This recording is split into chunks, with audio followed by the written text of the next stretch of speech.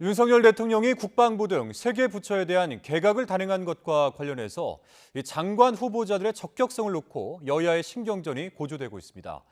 특히 민주당은 신원식 국방부 장관 후보자의 과거 극우 발언 논란을 문제 삼고 있는데 국민의힘은 안보 전문가라며 엄호에 나섰습니다. 조성호 기자입니다. 신원식 국방부 장관 후보자가 4년 전 부산에서 열린 태극기 집회에 참석해 한 발언입니다.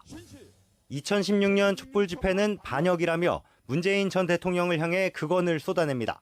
2016년 촛불 반역, 2019년 태극기, 대한민국을 바로 세우는 헌법입니다.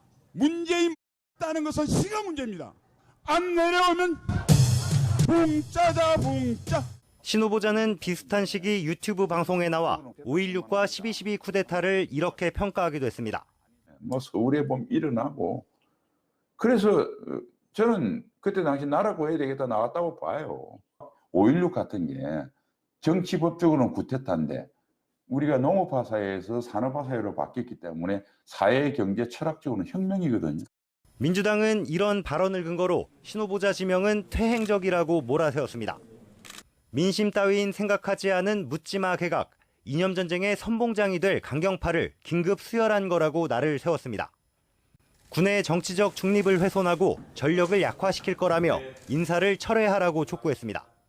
전두환 세력의 부활, 하나회의 부활이냐는 국민적 분노가 큽니다. 이 역사관에 윤석열 대통령이 동의하는 것인지 묻고 싶습니다. 국민의힘은 신 후보자를 최고의 국방 전문가로 지켜세우며 엄호했습니다.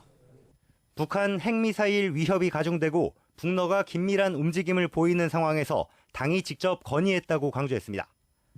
해병대 최상병 사건 수사 외압 의혹과 관련해 이종섭 장관 탄핵을 추진해온 민주당을 향해서는 정쟁을 목적으로 신 후보자를 반대한다고 쏘아붙였습니다.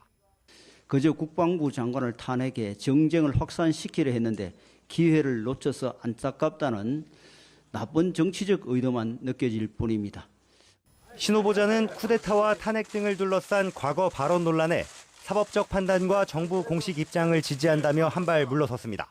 쿠데타는 절대 있어서도 안 되고 있을 수도 없고 대한민국 현실에 불가능하다고 봅니다.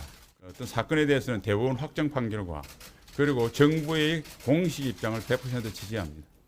문 전 대통령 비난 발언에 대해선 인사청문회 그리고 이전에라도 충분히 설명하겠다고 했습니다. 야당은 유인촌 문화체육관광부 장관 후보자 지명은 도로 이명박 정부라며 김행 여성가족부 장관 후보자는 잼버리 파행 책임 등 국정쇄신에 걸맞지 않은 개각이라며 반발하고 있습니다. 인사청문회 전국을 앞두고 여야 간 전운이 고조되는 모습입니다. YTN 조성호입니다.